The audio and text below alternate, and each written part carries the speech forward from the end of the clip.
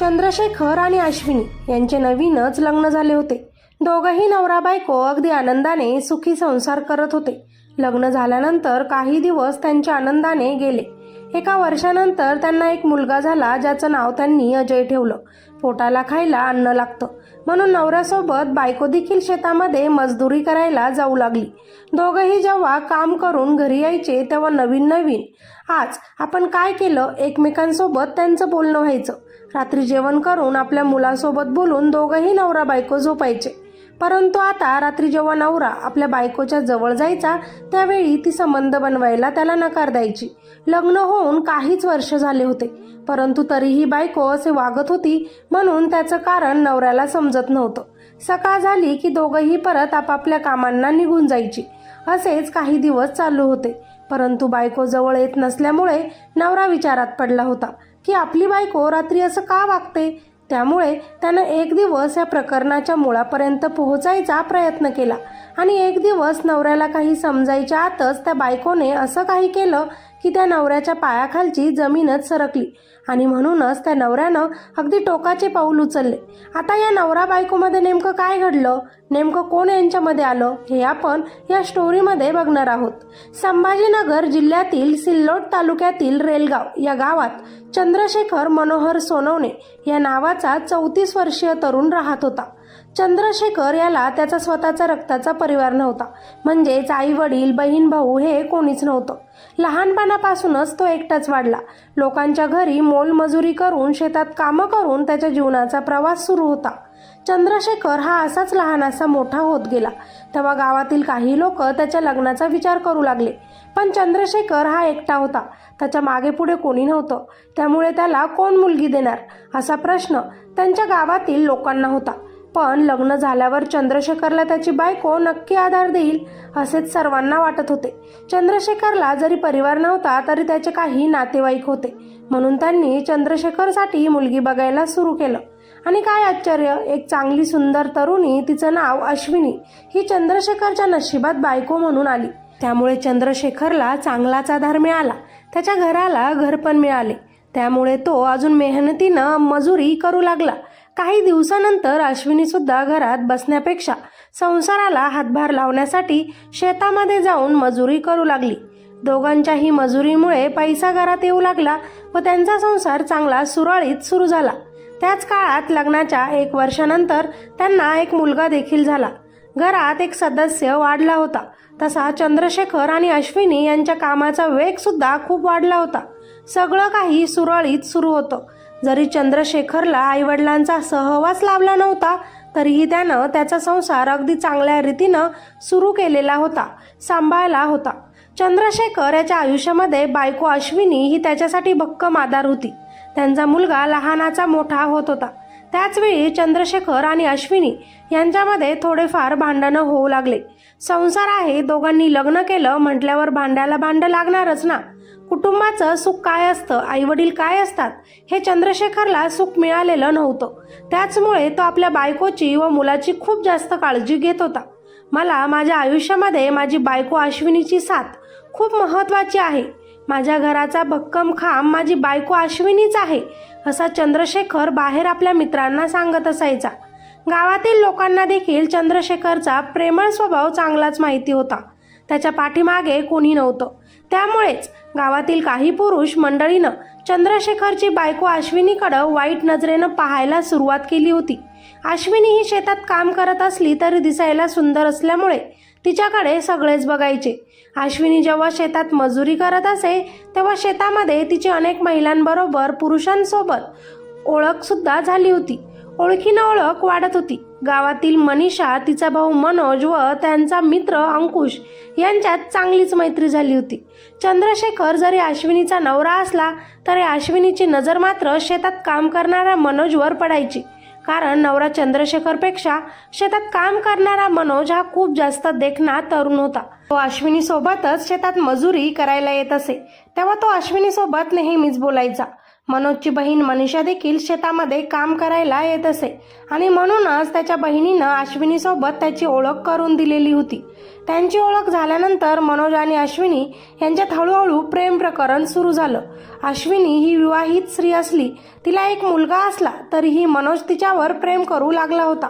अश्विनी देखील त्याच्या प्रेमात चांगलीच अडकली होती. आपल्या मुलाच्या व आपल्या नवऱ्याच्या चिंतेपेक्षा तिला आपला प्रियकर मनोजची जास्त चिंता लागून असायची. असेच काही दिवस निघून गेले. तेव्हा मात्र त्यांनी आता हद्द सोडली आणि कसेही वागू लागले. शेतातच त्या दोघांचे संबंध आता सुरू झाले होते. त्यामुळे अश्विनी खूपच खुश असायची. ती जरी खूप आनंदी असली, पण जेव्हा घरी यायची तेव्हा ती खूप थकून गेलेली असायची. त्यामुळे नवरा चंद्रशेखर तिला खूप समजून घ्यायचा.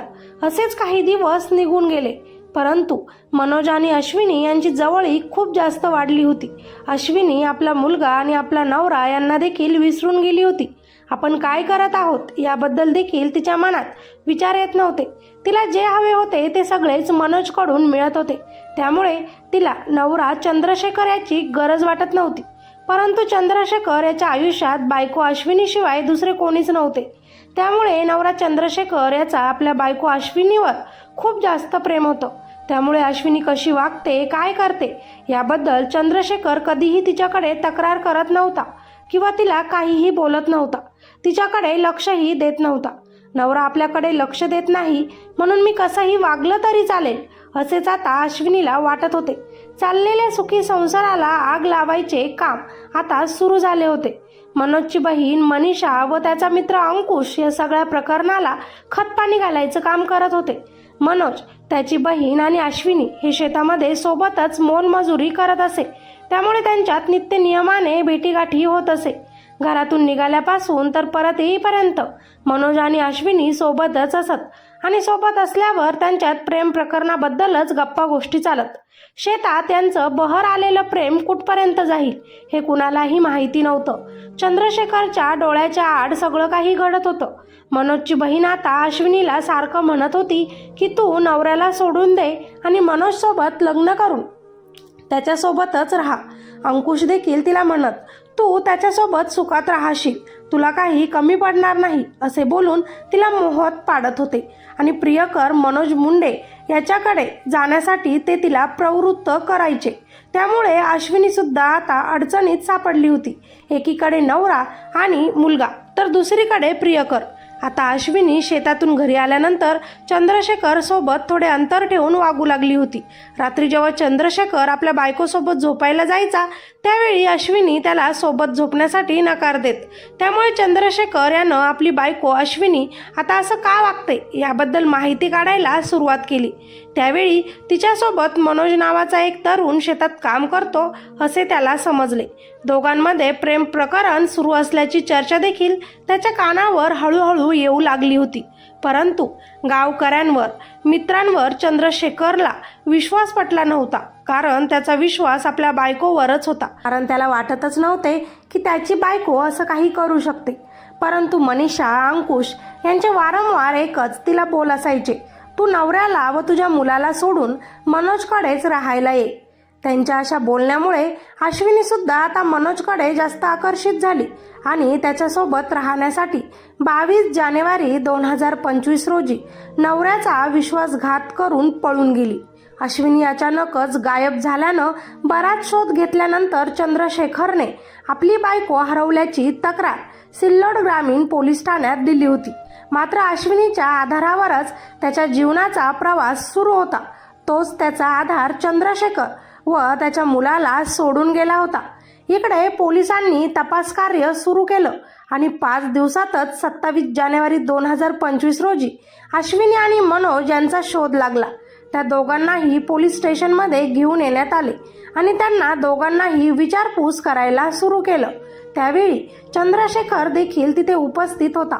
आपली बायको अश्विनीला बघून त्याच्या चेहऱ्यावर हसू उमटलं होतं. परंतु अश्विनीच्या बोलण्यानं त्याचं काळीज हादरलं होतं. अश्विनीच्या मनात जे काही आहे ती आता ती पोलिसांना सांगू लागली होती. ती म्हणाली की चंद्रशेखर म्हणजेच माझ्या नवऱ्यासोबत मला आता राहायचे नाही. माझा प्रियकर मनोज आहे. मी त्याच्यावर खूप प्रेम करते. मी समजदार आहे. त्यामुळे मी माझ्या मर्जीनं माझ्या प्रियकरासोबत राहायला गेले होते. अश्विनी आपला नवरा चंद्रशेखर समोर अशा प्रकारे बोलत होती. तिचं असं बोलणं ऐकून नवऱ्याचा तर आत्माचा धरला.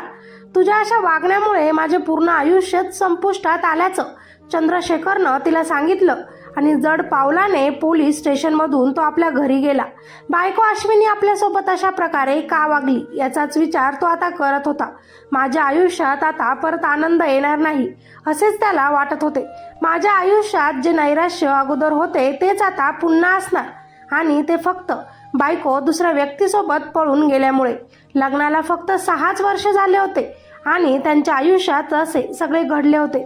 जिच्यावर जीवापाड प्रेम केलं तिने दिलेला धक्का चंद्रशेखर पचवणे शक्यच नव्हते. मंगळवारी किशोर राजहंस यांच्या शेतातील बाबळीच्या झाडाला चंद्रशेखरनं फाशी घेतली. गावातील लोक तिथे जमले. सिल्लोडच्या सरकारी रुग्णालयात त्याला नेले, पण डॉक्टरांनी तपासून त्याला मृत घोषित केलं. चंद्रशेखरच्या पॅन्टच्या खिशात एक चिठ्ठी सापडली. त्यात त्यानं लिहिलं होतं, प्रिय अश्विनी, मी तुझ्यावर खूप प्रेम करत होतो आणि करतच राहणार. तुला एवढा जीव लावणारा दुसरा कदाचित भेटेल का? मी तुला सांगू इच्छितो, मी तुझ्या अनेक चुका माझ्या पदरात टाकून घरच्यांचे बोलणे सहन केले. तुझ्यासाठी थंडीतही दिवस काढले, उन्हात काम केले, तरी सुद्धा तुझा माझ्यावर विश्वास बसला नाही. तुझे हातपाय वाकडे व्हायचे किती काळजी घेतली मी तुझी हे मला सांगायची गरज नाही. कधी वेळ मिळाला तर तुझ्या होणाऱ्या नवऱ्याला ही गोष्ट सांग. बायकोसाठी पत्र लिहून आपल्या 6 वर्षाच्या मुलाला अनाथ करून बायकोचा धोका सहन होत नसल्यानं 27 जानेवारी 2025 रोजी चंद्रशेखरनं टोकाचं पाऊल उचलत त्या जगाचा निरोप घेतला. ज्या प्रकारे त्यांचा संसार चंद्रशेखरनं उभा केला होता तो संसार 8 दिवसात मोडला होता. बायको अश्विनीच्या असल्या वागण्यामुळं चंद्रशेखर याचा जीवन पूर्णपणे उद्ध्वस्त झालं. चंद्रशेखर यांचे नातेवाईक आत्तेभाऊ योगेश पांडुरंग या पूर्ण प्रकरणात अश्विनी, तिचा प्रियकर मनोज व त्याची बहीण मनीषा आणि सहकार्य करणारा त्याचा मित्र अंकुश यांच्या विरुद्ध तक्रार केली आणि या सगळ्या प्रकरणात त्यांच्यावर गुन्हा दाखल करण्यात आला आणि पोलिसांनी त्यांना अटक देखील केली. अशा प्रकरणाची घटना कधीही कुणाच्याच आयुष्यात घडू नये असेच वाटते. या गोष्टीतून एकच सांगेल, अश्विनीसारख्या स्त्रियांना स्वतःचं घर स्वतःच्या हाताने उद्ध्वस्त करू नका. भरलेला आपला संसार मोडू नका. प्रेम करणारा नवरा स्वतः जन्म दिलेलं आपलं मूल सोडून दुसऱ्यांच्या नादी लागू नका. आणि चंद्रशेखर सारख्या पुरुषांना सांगेल, डोळे झाकून कुणावरच विश्वास ठेवू नका आणि समोरची व्यक्ती वाईट वागली, तिनं तुमचा विश्वासघात केला म्हणून स्वतःचं आयुष्य असं फाशी देऊन का संपवायचं? आपल्या मुलाला अनाथ का बनवायचं? हे खूप चुकीचं आहे. समोरच्या व्यक्तीला शिक्षा द्या, स्वतःला नाही. तुम्हाला या घटनेबद्दल काय वाटते मित्रांनो? अश्विनी आणि चंद्रशेखरच्या त्या 6 वर्षाच्या मुलाची या सगळ्यात काही चुकी आहे का, ज्याला आज अनाथ व्हावं लागलं? अश्विनीसारख्या स्त्रियाच अशा घटनांना कारणीभूत असतात. तुम्हाला काय वाटतं? मला खाली कॉमेंटमध्ये सांगायला अजिबात विसरू नका. स्टोरीला लाईक करायलाही विसरू नका आणि अजूनही आपल्या चॅनलवर नवीन असाल तर चला लगेच पटकन सबस्क्राईब करा. भेटूया अशाच एका नवीन कथेमध्ये. तोपर्यंत सतर्क रहा. धन्यवाद.